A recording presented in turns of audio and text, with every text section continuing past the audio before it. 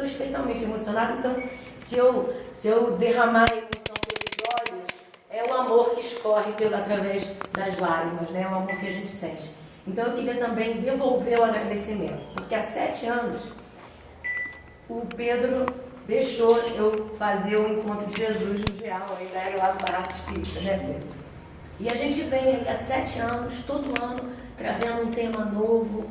E esse ano especialmente, desde ontem, eu estou pensando muito nisso. A nossa casa irmã, quando a Ana falou por isso, eu fiquei muito emocionada, está completando 5 anos. E com o GECAT, agora em dezembro, completa 5 anos. E nesse início do GECAT, o GEAL foi de profunda importância. Porque muitas pessoas, Dona Conceição, Ana, Lourdes e outros, iam ao GECAT aplicar passe nas nossas reuniões. Então, como é importante essa união. A gente não pode separar o trabalho, porque Jesus nunca separou ninguém. Jesus trouxe união. Então, isso que o GEAL faz e que o GECAT, aprendendo com o GEAL e com esses irmãos de jornada, tenta fazer, é isso. É unir. Não unir somente por unir o movimento espírita, não. É unir um ideal de servirmos, de sermos verdadeiramente cristãos. Independente de que casa você frequente, independente de que religião você frequente ou não frequente nenhuma. Mas ser cristão não é ter uma religião, é agir como cristão. E hoje, o objetivo do nosso encontro, o encontro é: quem é Jesus? Olha só, é uma pergunta fácil ou uma pergunta difícil para nós? Então hoje nós vamos estudar, vamos ver, tentar apresentar a todos nós, refletir quem é Jesus à luz da doutrina espírita. Porque embora a gente esteja falando, né, de independente de religião, a gente está numa casa espírita. Então a doutrina espírita trouxe informações para nós acerca de Jesus que a gente não tinha antes da doutrina espírita. Então, que os bondosos espíritos, e ele próprio, diz pra gente quem ele é. Então, hoje nós vamos, nessa manhã, refletir, e como eu sempre falo, gente, isso aqui é um encontro. Um encontro é uma reunião. Então, aqui hoje é para todo mundo participar. Quando a gente perguntar ou tiver uma dúvida, pode falar. Porque um encontro, quando a gente vai numa festa, encontro de amigos, uma pessoa só fala, a gente sempre fala, sabe, que tem alguém que fala mais do que os outros, né? Eu sou uma dessas. Então, assim, mas numa reunião, num encontro de amigos, todo mundo conversa, todo mundo fala. Então, esse é o nosso objetivo. O encontro, ele tem que ser participativo, para que ele seja muito rico, muito produtivo e que todos nós saiamos daqui, a gente consiga sair daqui com algo a mais. Porque por isso que a gente veio aqui se reunir. Eu tenho certeza que aqui eu vou deixar algo de mim e vou levar algo de cada um que está aqui nessa manhã, né? Sem contar o que Jesus está trazendo para nós e os bondosos espíritos. Então eu também peço à nossa querida Maria Angélica que esteja aqui conosco, que é a mentora da nossa casa, como os mentores dessa casa também. Então a gente hoje vai tentar apresentar Jesus à luz da doutrina espírita. Agora a Lourdes vai falar um pouquinho. Vamos fazer a abertura, vamos abrir com Jesus. Nós gostaríamos muito de agradecer a Maria Lúcia, que eu pedi a ela para fazer um Jesus. Vocês viram o Jesus? Vou trazer Jesus aqui para perto de vocês. Só um minutinho, André. Nós fizemos um Jesus, ela fez. Eu falei, Maria Lúcia, ele tem que ficar pronto para domingo, Maria Lúcia. E nós fizemos esse Jesus, que a ideia é que nós pudéssemos abraçar pessoalmente Jesus, porque parece que ele está longe de nós, né? Quando a gente fala assim. Então, ele aqui materialmente, fisicamente, a gente sente abraço. Então, quem quiser depois tirar foto ali com Jesus, abraçando Jesus, e a ideia é essa. Você já abraçou Jesus hoje? Então, vamos à nossa abertura. Eu vou deixar Jesus aqui por enquanto, depois a gente leva ele para lá. Era o ano de 1191. Estava instalada a Terceira Cruzada, apoiada por Papa Gregório VIII.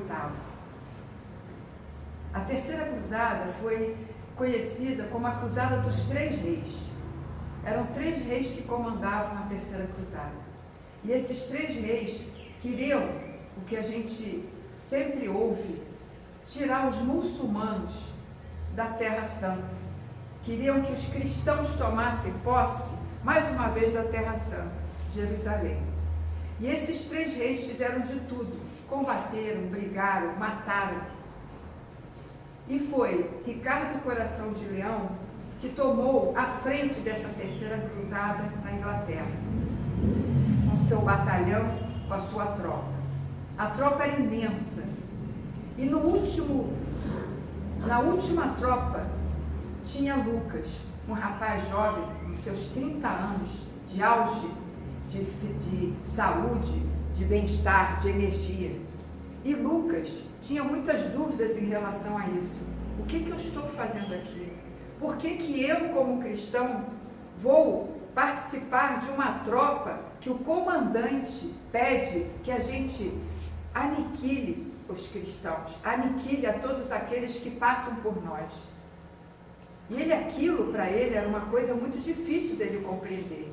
E ele vinha na tropa, no último batalhão, né, vamos dizer assim, e ele não conseguia entender por que ele estava participando daquilo. A questão dentro da mente dele era tão grande que muitas vezes ele ficava na dúvida se ele continuava ou se ele parava. Até que um certo momento, depois de tantas coisas matando, e ele passando por crianças, por mulheres, por idosos, porque o comandante disse: não se preocupem, precisamos exterminar todos, não importa se é mulheres, idosos ou crianças, independente de qualquer idade. E aquilo na mente dele ecoava como uma coisa muito difícil dele compreender, porque ele, como cristão, estava fazendo aquilo, participando daquele comando. E aí foi Lucas, o tempo inteiro dentro daquela batalha, dentro daqueles movimentos, vendo aquilo tudo, ele se questionava. Até que em um certo momento, ele parou e a tropa continuou. E todos falavam: vamos, Lucas, venha, nós estamos nos distanciando. Ele parou e pensou: meu Deus, o que eu estou fazendo aqui? E nesse momento que ele para e começa a se questionar, aparece uma luz muito grande e ele se emociona. Aquela emoção dele não era normal, ele não conseguia entender que emoção era aquela. E ele parou, pensou, ficou estacionado, a tropa foi andando, o comandante olhando para ele, e ele ali ficou pensando: o que eu faço agora? E nesse momento, dessa claridade, ele percebe Jesus. E quando ele olha para Jesus, ele vê uma gota de lágrima pela face de Jesus. E aí, mais ainda, ele se confundiu. Mais ainda, ele ficou sem saber o que fazer. Eu, cristão, por que eu estou permitindo eu mesmo fazer isso? E nesse momento, seres angelicais iluminados, acompanhando Jesus, fazem com que Lucas comece a pensar de uma forma diferente. E olham para Lucas, e Jesus, com seu olhar sereno, olha para Lucas e mostra a Lucas uma estrada à sua esquerda. E Lucas olhou para aquela estrada. Quando ele olha para aquela estrada, ele vê uma carroça. Quando ele avista a carroça, ele vê 2 crianças debaixo da carroça escondidas, para que não fossem mortas. Lucas vai até aquelas 2 crianças. Fica estarrecido. Vocês se salvaram? E agora, como que eu vou fazer? Se eu aparecer com essas 2 crianças, vocês vão morrer e eu também vou morrer. E Lucas pega aquelas 2 crianças e sai debaixo daquela carroça. Nesse momento vem o comandante da tropa e olha para Lucas e diz: o que você está fazendo aí? Por que você está com essas 2 crianças? Você não sabe que nós não devemos temer? Não importa que sejam crianças, mulheres, idosos, precisamos matar todos. E Lucas fica sem saber o que fazer. E as crianças agarradas na perna de Lucas, e Lucas diz para ele: eu não posso fazer isso. Quem é o comandante desta tropa? Sou eu ou é você? E Lucas diz: é o Senhor, mas eu não posso fazer isso. E ele, como conhecia Lucas, ele ficou um pouco penalizado. A gente percebe que o comandante, mesmo naquela situação, falou para ele: ok, você vai embora, Mas antes de você ir embora, eu preciso marcar vocês, porque vocês vão ficar marcados para o resto da vida. E na época das cruzadas, as casas, as pessoas eram marcadas com uma cruz, porque aquele era marcado para saber que se ele não fizesse aquilo que fosse para ser feito, ele morreria. E aquela cruz, para mostrar, simbolizar que houve outros que marcaram porque ele era o cristão, que o cristão tinha que ser discriminado. E ele foi com a espada várias vezes para marcar as crianças, e Lucas falou: não, comandante, marque o meu peito, mas não marque as crianças. E a cruz era do lado esquerdo. E ele ficou estarrecido: não, as crianças não. Ele marcou. Lucas fez a marca da cruz, e quando chegou nas crianças, as crianças, vendo toda aquela cena, já tinham passado por vários corpos de mulheres, de idosos, eles estavam também com a cabeça muito confusa. Por que nós estamos passando por isso? E aí vai o comandante e marca as duas crianças, dois meninos, por volta dos seus 8 anos. Lucas consegue retirar aquelas crianças dali, caminhando com aquelas duas crianças com muito medo, chorando, sem saber o que estava acontecendo, mas sabiam que estava acontecendo alguma coisa muito séria e que eles deveriam morrer. Mas eles não sabiam, era muito medo. Lucas consegue caminhar com aquelas duas crianças e lá mais à frente ele avista uma sinagoga. Entra na sinagoga. Quando ele entra na sinagoga, vem um senhor até ele recebê-lo. Quando ele chega, é Absalão. Absalão, o senhor que morava atrás da sinagoga e que fazia todos os serviços ali dentro da sinagoga. E Lucas falou: Absalão, eu não tenho condições de levar essas duas crianças comigo, porque se eu continuar com eles, eles vão morrer. Eu preciso de abrigo para essas duas crianças. E Absalão falou: pode deixar aqui comigo. Eu faço tudo o que você pedir, Absalão, mas eu não posso levá-las comigo, porque eu sei que o destino delas não vai muito longe. A mim não me importa se lá na frente eu encontrar a morte, mas essas duas crianças eu não posso permitir. E Absalão ficou com essas duas crianças. Essas duas crianças viveram com ele, chamavam de avô, e assim se passou. Por muito tempo, Lucas foi à sua terra natal e lá ficou. Nesse período, passaram-se 20 anos. Mais uma vez, toda aquela cena começou a acontecer. 5 homens e um único destino: a morte aos cristãos. Começaram a atear fogo às casas próximas a Lucas, começaram a fazer toda aquela matança de mulheres, idosos e crianças. E Lucas, mais uma vez, presenciou essa cena na sua humilde cabana. Até que um dia chegaram esses 5 homens a essa cidade de Lucas, onde ele estava morando. E ele pensou: agora chegou minha vez, é o meu momento. Quando entra na cidade esses 5 homens e um único destino, que olham, já tinham ateado fogo em várias cabanas, olham para aquela cabana e um rapaz de seus 28 anos fala para a tropa, no caso esses 4 homens: deixa que eu quero ver o que tem naquela casa, a única casa que sobrou, a única cabana que sobrou. Eu quero ir lá pessoalmente, que eu quero ver o que está acontecendo, por que aquela cabana não foi ateada a fogo. E ao chegar próximo, seu coração ficou disparado.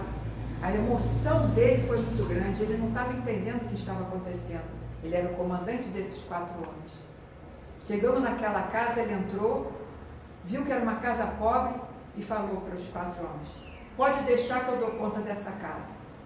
Aí os 4 homens olharam para ele: mas comandante, você não vai tacar fogo, não vai matar quem são os residentes? Já fiz isso. Mas o coração dele dizia que alguma coisa estava acontecendo, que aquela casa especialmente não era para atear fogo. Ele manda o pessoal embora e fala: digam ao meu irmão que depois eu estarei com ele. E leva as informações dessa cidade.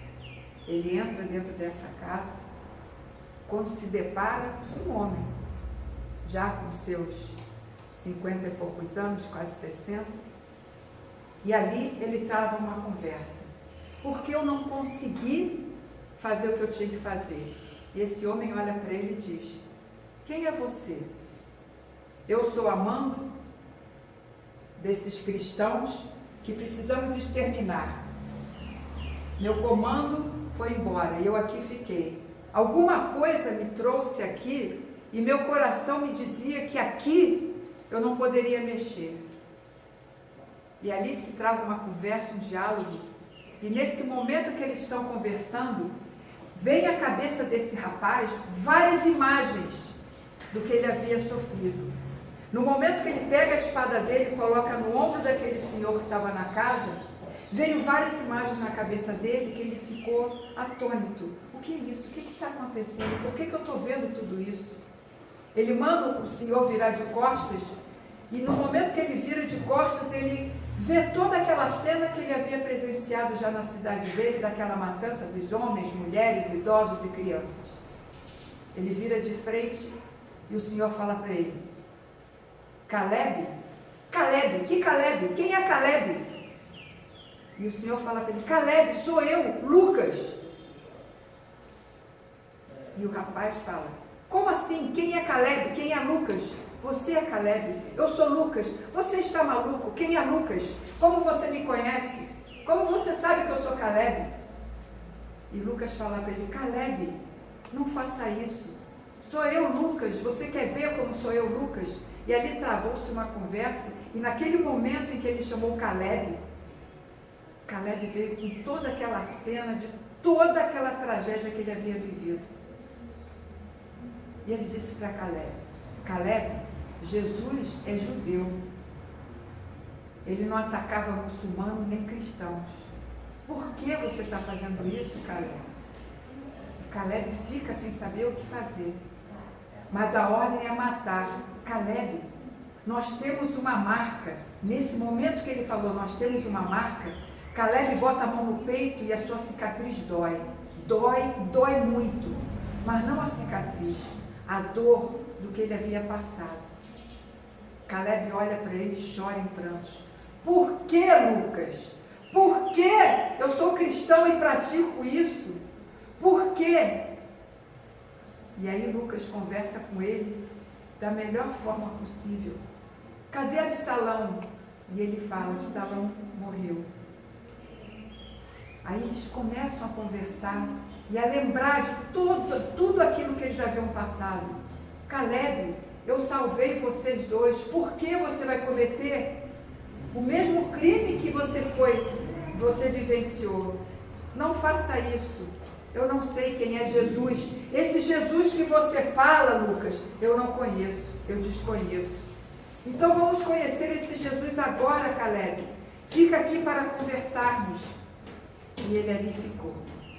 E eles dois ali conversando, eles chegaram a chorar, a se abraçar. Lucas permitiu que ele ali ficasse, com todo medo de no dia seguinte não estar mais ali, porque os amigos poderiam retornar e ver que Caleb estava ali dentro daquela casa, daquele casebre, e ali chegar com a sua tropa e matar Lucas. Mas ele ali protegeu Lucas e falou para Lucas: eu não sei quem é Jesus, mas eu gostaria muito que você me mostrasse quem é Jesus. E aí, no final da sua fala, depois de tantas emoções terem vivido junto, ele pergunta para Lucas: quem é esse Jesus?